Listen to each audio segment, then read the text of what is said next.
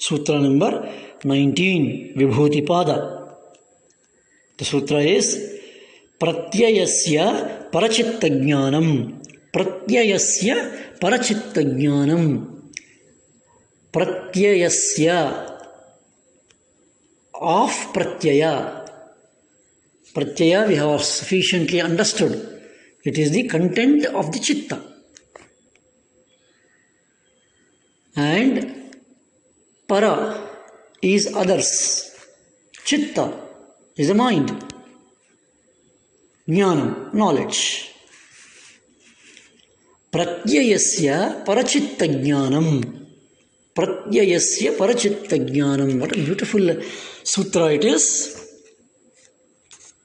And it says that by performing samyama on the content of the chitta, pratyayasya,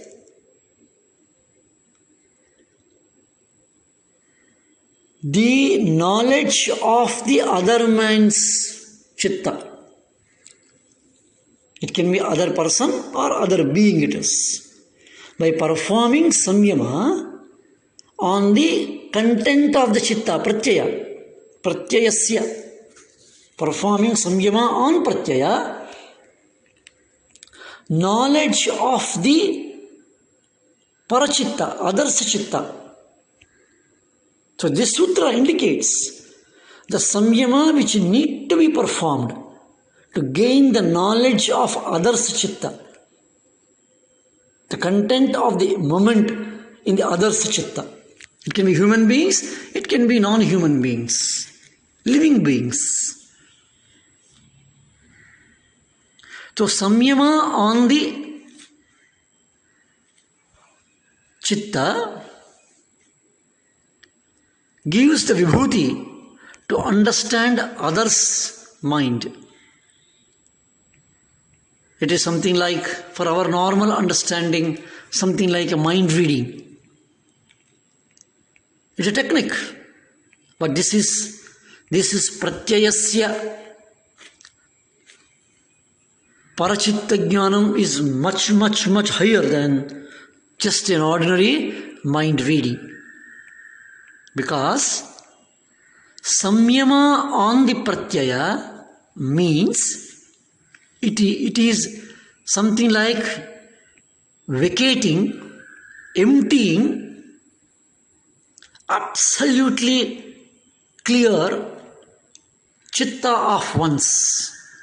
For example, a person who is performing samyama on the pratyaya of his chitta, it means his mind, his chitta is completely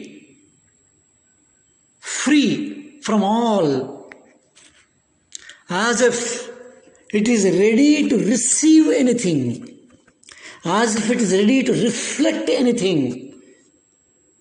A clean mirror reflects what is there in front. A pure mirror reflects whatever is presented in front of it. If a person comes in front of the mirror-like chitta of the person who has performed samyama on the pratyaya, pratyayasya, his chitta will reflect entire chitta of the person who is there in front of him, or any other person in front of him, or any other living being in front of him. He will be able to understand what is happening inside the mind of the being. It can be a human being, it can be a boy, girl, baby, an elderly man, an enemy, a friend, or any other being. Because his chitta, by performing samyama on his pratyaya, his chitta pratyaya, and his chitta is his pratyaya, by performing samyama on that, It will be a clear mirror. This is how Parachitta Jnanam comes. He will understand what is happening in the chitta of the other person or other being it is. Pratyayasya Parachitta Jnanam it comes.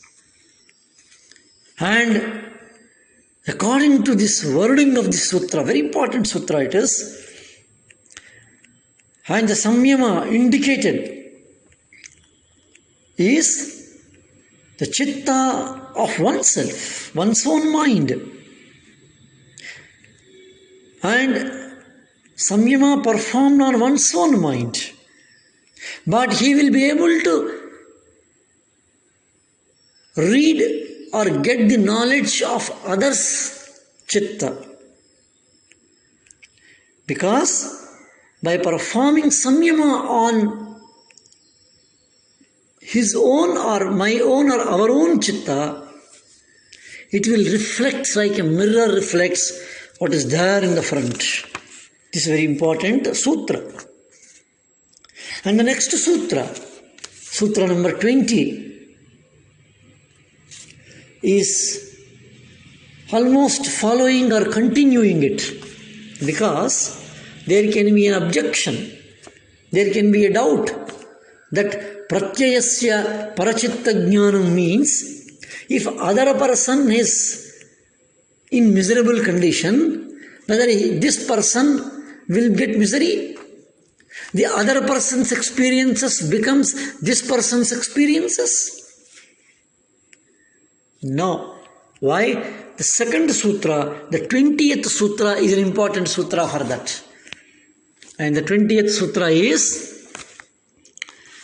Nacha tat salambanam tasya vishayi bhutatvat.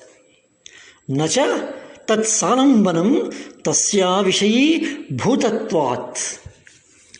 Na cha tat. Na means not. Cha and. Tat that. Sa alambanam.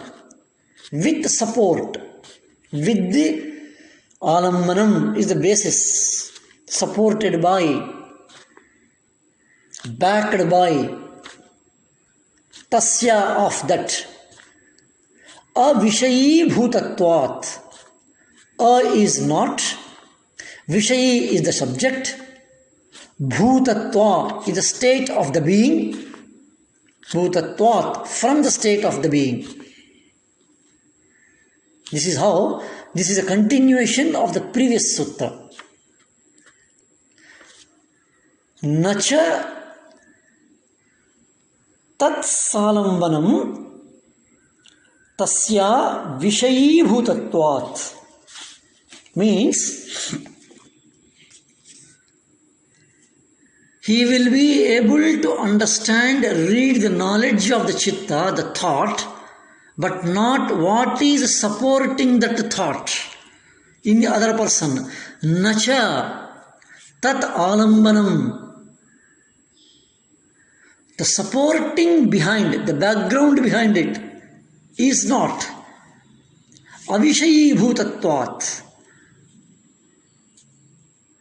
Because his samyama is not on that.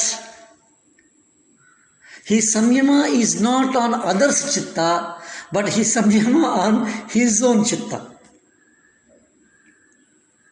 But the knowledge of his thought comes, but the background of it, the alambanam of it, the supporting is not there, will not be coming.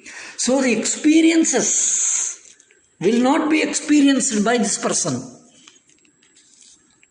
This is a very important variation or understanding which should be there.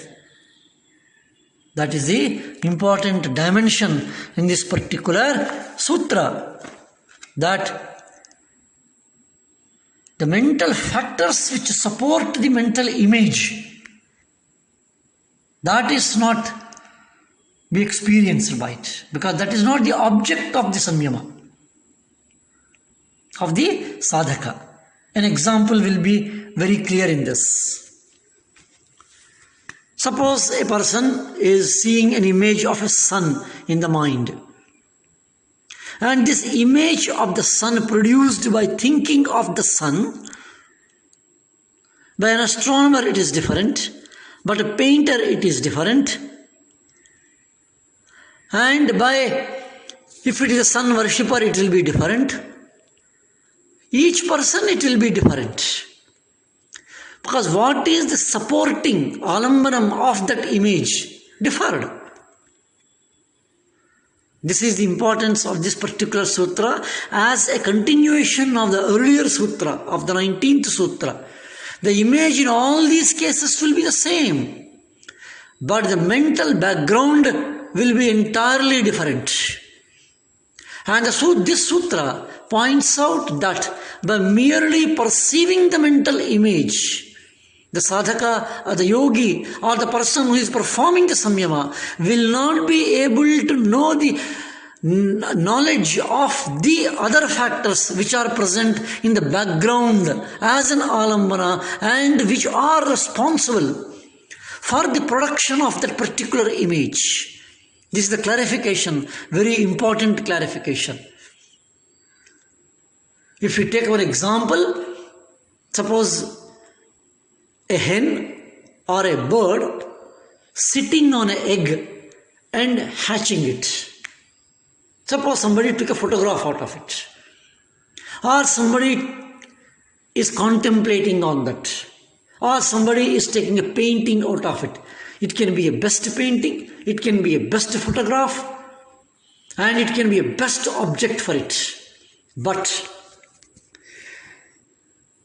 what the experience of that particular mother bird is experiencing and what it is conveying to that while the process of hatching is happening, during the process of hatching, what is the to be chicken, to be the baby bird inside the egg is receiving, and what the mother bird is conveying to it by sitting on it. It is purely belongs to that and not the person who has photographed it, not the person who painted at it, and not even the person who has performed samyama on his own mind. This is the clarification which is to be clearly understood by this particular sutra. And that's why these two sutras will go together. So because by performing samyama on my own chitta, I can understand, have the knowledge of the other person's chitta, doesn't mean I will experience the misery and the happiness of other person's chitta. No, because of this particular, the object of my samyama is not his chitta, the object of samyama is my own chitta. But I will have the knowledge of the chitta of the other person. That's why these two sutras are taken together. And let us see the other important sutras and the vibhutis unraveling, opening up by the Maharshi Patanjali in the other sutras. Om Shanti Shanti Shanti.